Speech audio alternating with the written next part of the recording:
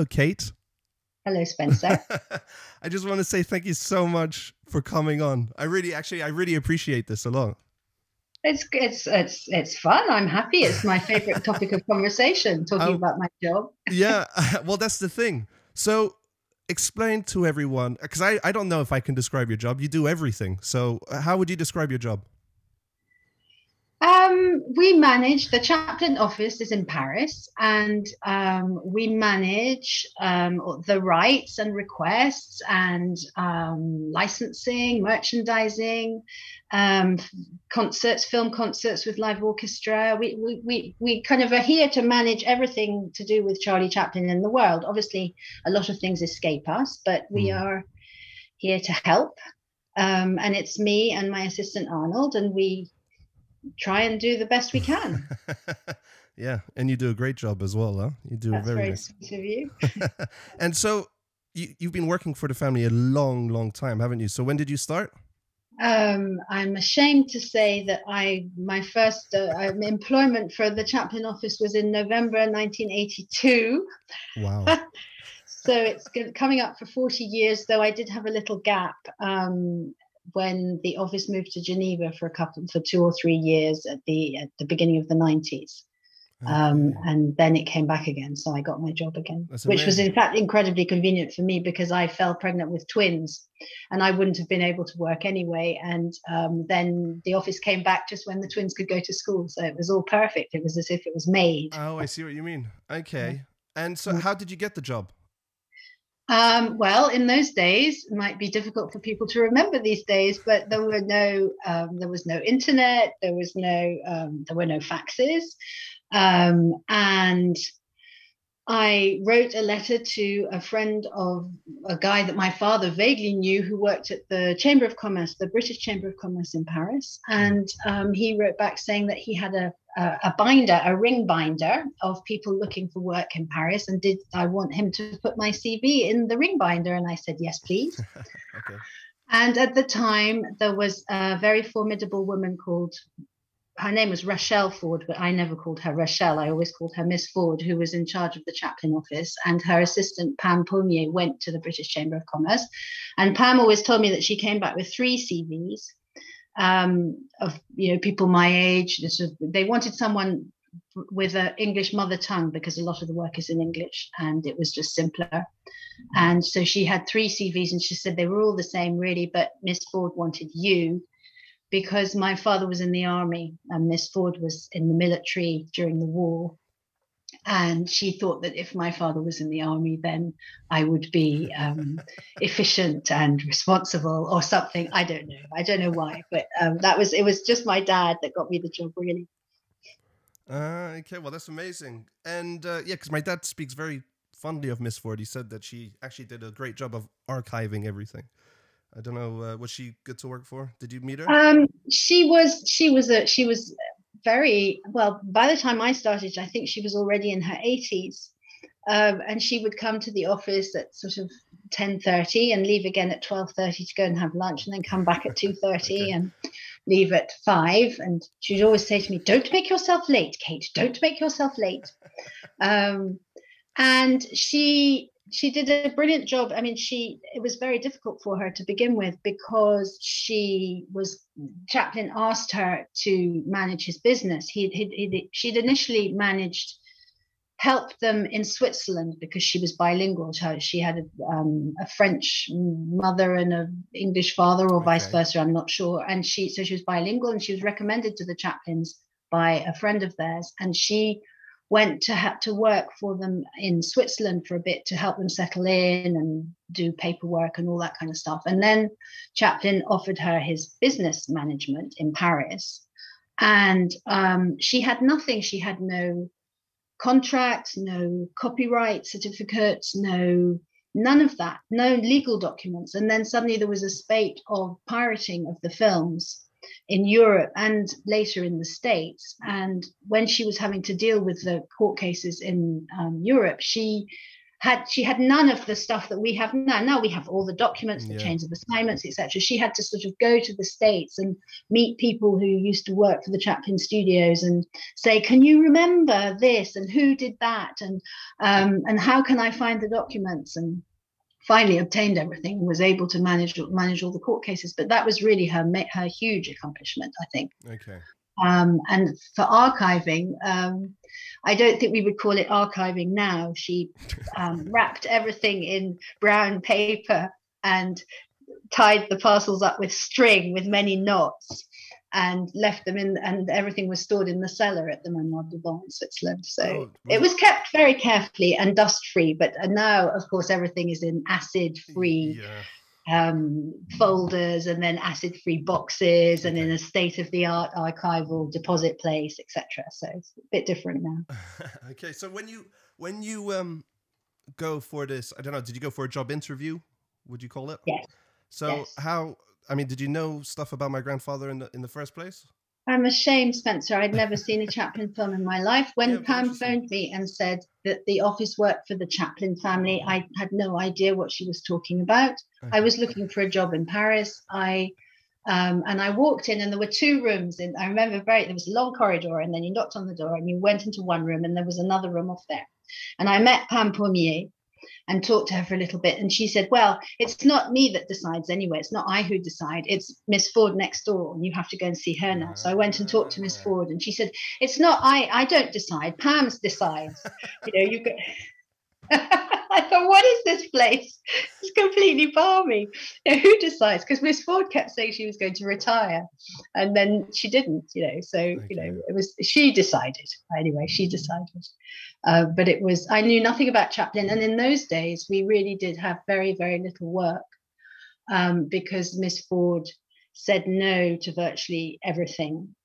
She was very protective, having dealt with all these pirating cases and seen what happens when prints of films were all over the place and people were just illegally putting together. There was a, for example, there was a film that was being distributed in the I think it was the early 60s, called Il Pellegrino. It was to come from Italy. So that's the Pilgrim, but it wasn't the Pilgrim. It was a bit of Payday, a bit of the Pilgrim, and a bit of something else. And there were all these sort of weird bootleg things going on. And so Miss Ford, having learned her lesson from that, was just incredibly protective, and nobody was allowed to see anything or do anything. And then the first opening up she did was with Una Chaplin's agreement, of course, was The Unknown Chaplin. Yeah.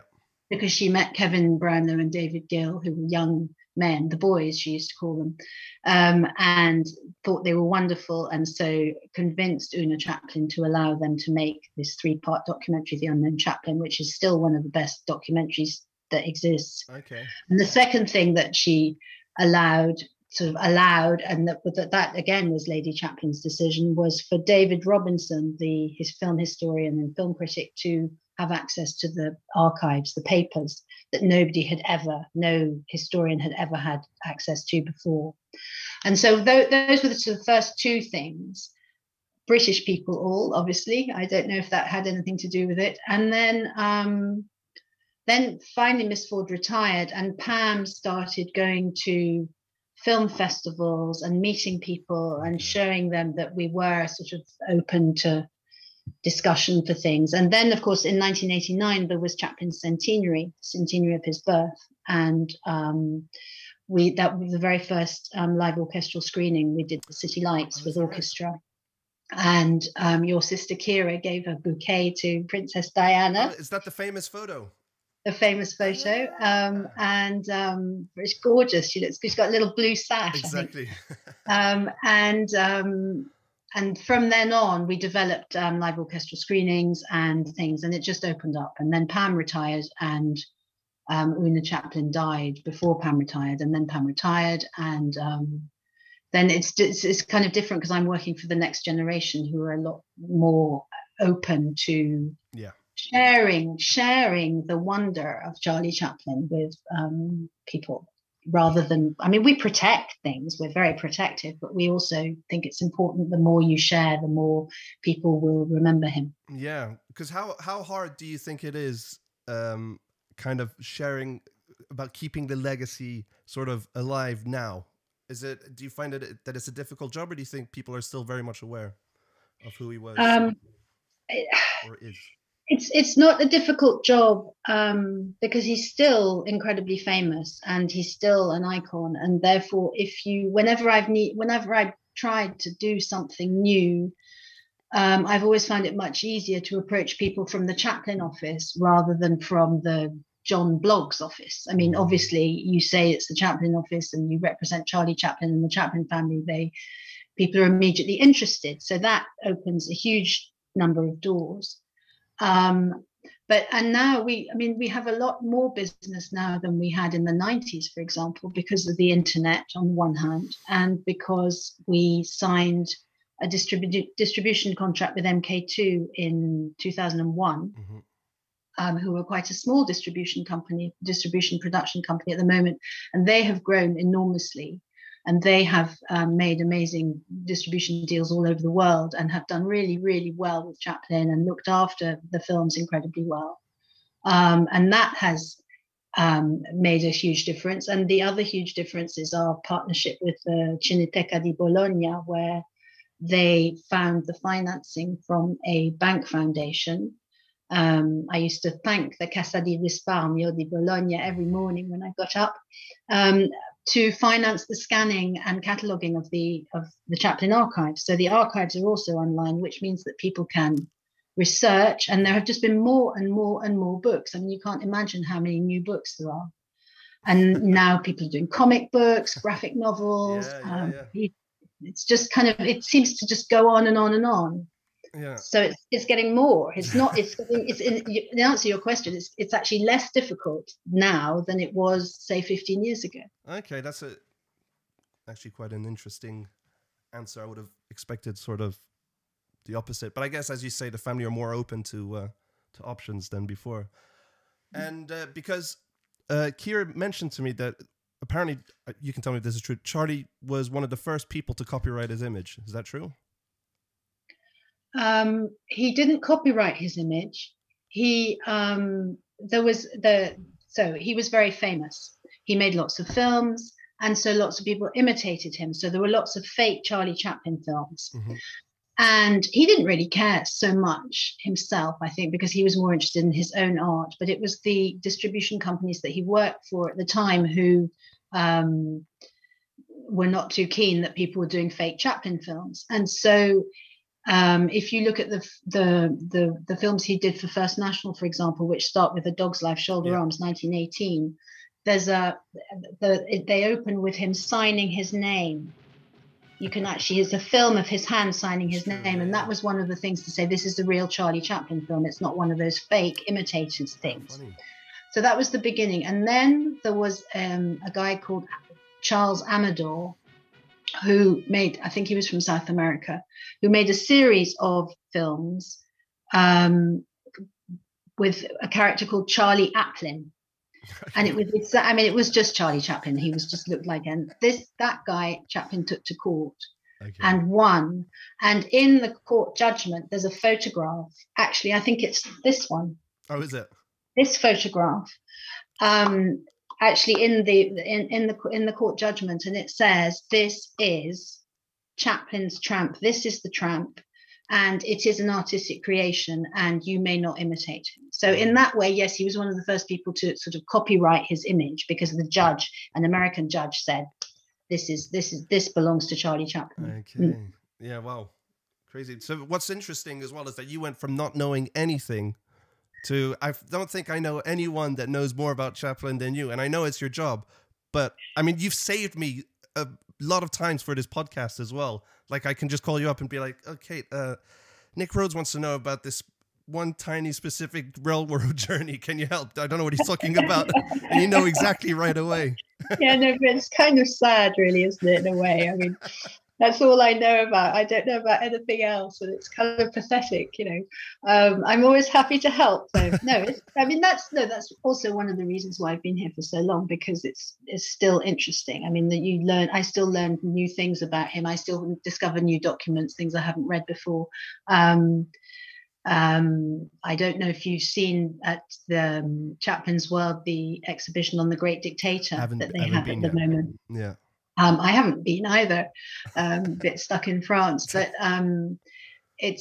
we had the idea of doing that exhibition because we found some photographs belonging to the granddaughter of Dan James, who was Chaplin's assistant, one of Chaplin's assistant directors on the set of The Great Dictator, and they were just a revelation, and it was so exciting. And then, so in order to set up to create the exhibition, I started reading all the around The Great Dictator, which is something I don't usually have time to do. I love the archives very much, but because I'm supposed to be doing business and licensing and things, I don't much have time to read the archives. But this was a plan for an exhibition, so I was allowed to, and it was just incredible reading all the different scripts and the different the scenes that he rejected. And one of the photographs in the exhibition is Chaplin holding a chimpanzee, well, Hynkel holding in his uniform, holding a chimpanzee.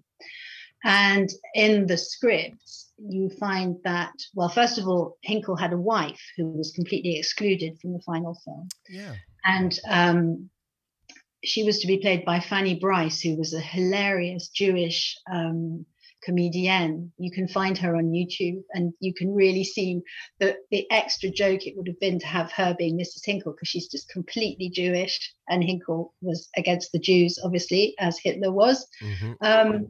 And she had a pet chimpanzee, and the pet chimpanzee, Hinkel's playing the piano in a concert one evening for all his guests, and the chimpanzee goes completely mad and takes fish out of the aquarium and delivers them to posh ladies' laps and plays with their pearls and things. So all sorts of funny jokes like that we didn't really know if we hadn't sort of paid attention to that, and now it's fun to reveal stuff like that. I love that.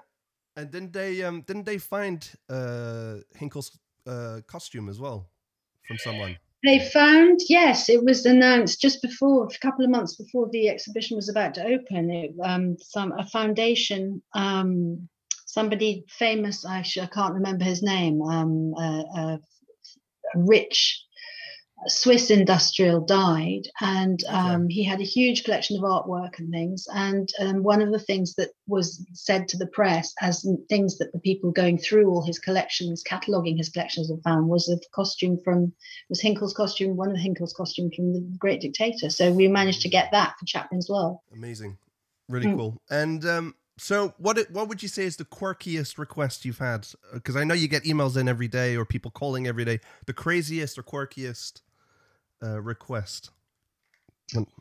Oh, goodness me. We get kind of personal requests. I mean, very sort of horrid personal inquiries. We've had some very rude things like, about Chaplin and things that we just kind of say, no, very sorry, there's nobody living who would be able to answer that question and things like that. The funniest thing not so much a request, but I got a phone call once from a guy in Belgium who said his daughter was a medium, and she had a very urgent message for Una Chaplin from Charlie. And so could he please have Una Chaplin's telephone number so that this message could be passed on? And he went on and on and on. And I said, and finally I said, well, it's a bit odd, because if Charlie really did have something to say to Una, he could tell her himself, seeing as she's been dead since 1991. And the guy was completely devastated by this news, because this terribly important message for Una that Charlie had transmitted to his daughter, which I never knew what it was, the message, because he just hung up, and that was that. That was the funniest, I think. I enjoyed that very much, because I let him talk for ages, and then finally I just said, And what would you say is the most common sort of request? What do people want to use most? We get a lot of requests for use of a photo from modern times of the factory scene, the cogs and things. Whenever anybody, magazine, whatever, is doing a thing about work, the work situation, what's the workplace, the difficulties of the workplace, the etc. Modern times is often used to illustrate that. We get many requests for the final speech of the great dictator, especially at the moment. But that's, for example, when Trump was elected, we had quite a few requests from people in the States wanting to use the speech against him for their own, little associations or clubs or whatever. And we just said, no, sorry, we don't do politics. Whatever Chaplin himself may have thought and whatever we presume he would think in this particular instance, is not for us to I mean, that's under instructions from the family. Of course, we have that response. What else do we get? And sadly, quite often I don't know if people know this, but obviously Spencer, Chaplin composed music to the films that we own and manage. So he started composing music when the film came out in 1931 for the City Lights. And after that, every film that was released with his own music. But then in the late 50s and 60s and early 70s, he went back to his earlier shorts from 1918 onwards and composed music for them. So the films that we distribute have his soundtracks on them. And that is the ones that we say have to be screened. And often poor composers phone us up and say, I've spent the last 18 months composing a new score for Modern Times.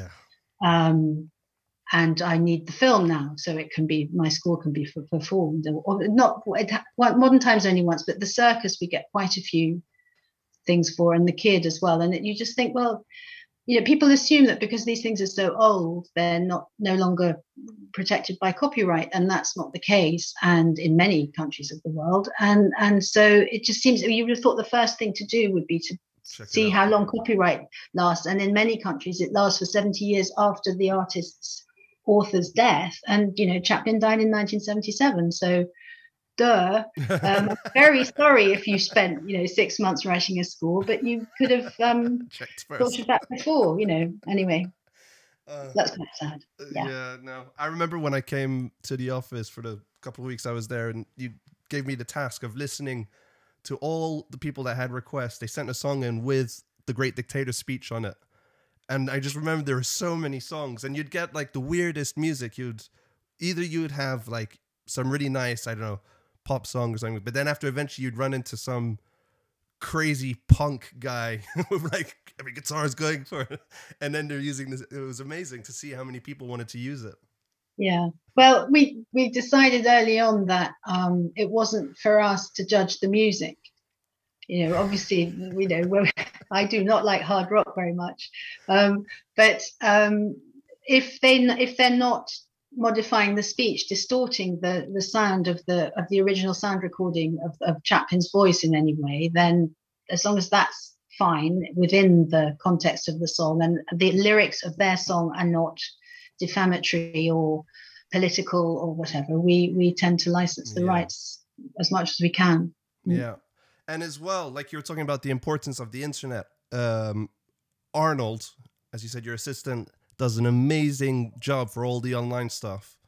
And on YouTube, I think you have like a crazy amount of followers. So I think we have millions, yes, like, I don't know, 28 million views a month or something of the sort of montage. Am I saying that wrong, Arnold? Come and show yourself in this.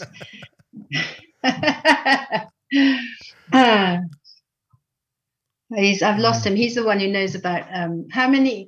This is Arnold. Everybody. Hello, Arnold. Thanks, sir. I'm liking the mustache. Yeah. How are you? Fine. How are you? Good. So we're talking about the YouTube. So how many subscribers and how many views a month do you think you guys get? Subscribers like 2.4 million or something. Wow. And it grows every day. Yeah, that's crazy. We get over 20 million views a month. That's really cool, huh? And you can find most clips and even home videos and stuff on there, can't you? For people to go check out. Home videos, visitors to the Chaplin studios, archival videos. Okay. We can't put whole films up because we have an exclusive distribution deal with MK2, and they have given exclusive rights to their distributors. And so, I mean, if the entire films are up on the internet and put there by us, then there's no point people distributing them. So, but we'll put clips under 5 minutes long online, and interesting archives. What's your favorite thing, Kate, about being in the office? I mean, my favorite thing is the archives. I think the archives are absolutely fascinating. And in Montreux, we have deposited, where the original archives are deposited, we also have about 100 scrapbooks of press clippings. I mean, and when I say scrapbooks, I mean sort of enormous scrapbooks. And they have not been scanned.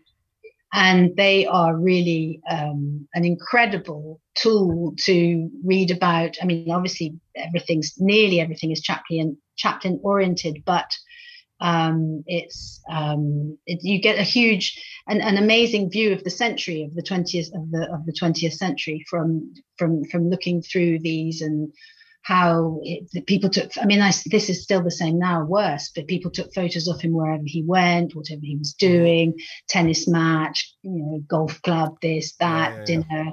And it's absolutely fascinating. And also that has been a huge help because we obviously have an enormous photo archive. And when in the olden days, if you were rich and kind of well known or not well known, but from the aristocracy, say, and you visited Hollywood, you went to see the Chaplin studios. And often you had your photo taken, but Chaplin would interrupt his work and have his photo taken with you.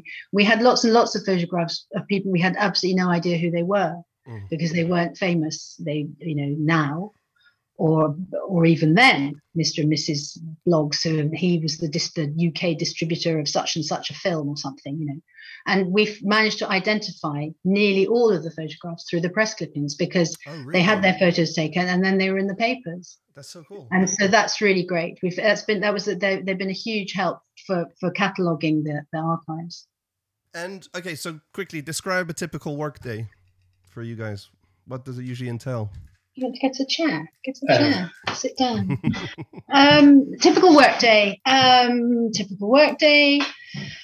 don't know. We get in and we have, let's say, slightly less at the moment because of COVID, but I would say 20 new emails in the morning, mostly new requests, we want to screen a film. What do we have this morning? Someone in America with a small cinema wants that we have to put in touch with our distributors in America. Right now, live orchestral screenings are picking back up. Last year with COVID, there were many cancellations for all kinds of cultural events. Yes. A lot of them are last minute because people are trying to organize things now that they're free again. Yes. Yeah, definitely. Yeah. So typical day is answering emails, writing contracts for that kind of thing, sending invoices. Basically we spend our days, both of us, at our computers. Yeah. It's kind of just admin, really, massive amounts of admin. And you get a lot of relatives that want to kind of get in touch that we've never heard of as well. There is a South African branch of Chaplin's that you are related to somehow. I'm not quite sure. Okay. But Chaplin was, as I'm sure you know, there was a Charles Chaplin who was a quite famous painter in France in 1800s, 1700s. I don't know. Anyway, but his paintings come up for auction quite often. So Chaplin and Chaplin were not unknown names. And in fact, Hiroyuki, who's a Chaplin scholar in Japan, sent us an email last week saying that in the archives there was the will of Henry Chaplin, and from 1700 and something, I think it is. Okay. But he didn't understand because there was no Henry Chaplin on the family tree in David Robinson's biography. And so who was Henry Chaplin? And I just had to write back and say, oh no, we've absolutely no idea who Henry Chaplin is, nor why we have this beautiful handwritten will. But it's for some reason we have it, so there must be some link somehow. Yeah. The family's big enough as it is. Oh God! And so, okay, finally, any interesting exciting projects or anything that you can discuss or share with anyone that you can think of? We have a very nice kid stamp that came out in France a few months ago, but it's only for foreign outside France postage. So we. I don't know if you can see it. Oh, it's backwards, yeah, nice. Of course. Yeah, no, it's good. It's good. No, it's nice. Yeah. Anyway, so that was quite fun. Exhibitions were put off. There was an exhibition supposed to be starting in Tokyo in September. That's not happening now. Maybe it'll happen. A big exhibition from the Musée de l'Élysée. Sam Sturze has been in touch too, because people are interested in having that great exhibition, Chaplin in Pictures, that was on in Europe about 10 years ago. Well, that's going to start a new career of going around. Amazing. Chaplin's World is still going strong, and next year they're preparing a temporary exhibition around the kid and Chaplin's childhood. And, obviously their usual activities will carry on as usual, COVID permitting.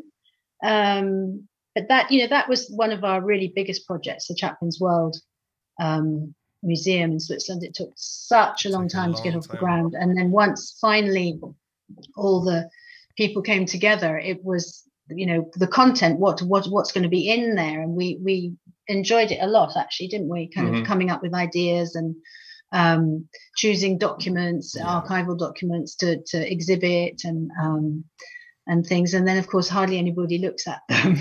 Well, that's the thing. But what I love about the museum, though, is that everyone that I know that goes there, even like huge Chaplin fans, Michael Cartelloni from the drummer, he went there, and there's lots of stuff that he said he learned, which is good. Which is the main thing, isn't it? That's the point. People like Michael would have read the documents. That's really good to hear, because I know he didn't want to go. He was very reluctant. He thought he wouldn't like it.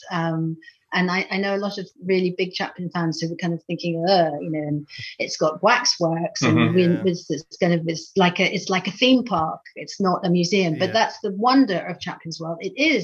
It manages to be a fun museum for people who just want to go in saying, oh, this is really nice, wow, look at that, and then have their photo taken and everything. And then people who really want to learn can, there's masses of film clips, lots of documents to read, and it's such a beautiful place as well. It's really nice. You grew up there, for goodness sake, didn't you? Well, perhaps not grew up, but you were there for I was there until my late teens. Oh, were you? Yeah, pretty much. Yeah. So, no, I was extremely lucky. I appreciate it more now that it's the museum. I really look back and I actually appreciate it more that I got to grow up there. Well, it was just normal living in a mansion with a huge garden and the sort of view of the lake and the mountains. Hanging out by the swimming pool, you're oblivious to the outside world.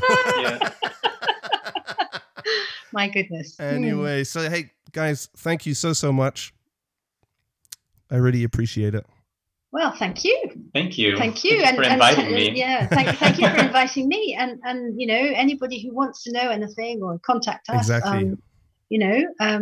We can be easily found www.charliechaplin.com. Yeah. And we're happy to help anybody who has a project or is interested in anything. I know, it's actually as well, you guys will answer any questions whatsoever, which is great. It doesn't matter how big or small the person is, they'll always get a very fast response. Yeah, that's what we're here for. Amazing. Guys, I can't thank you enough, huh? Thank you, Spencer. Thank you.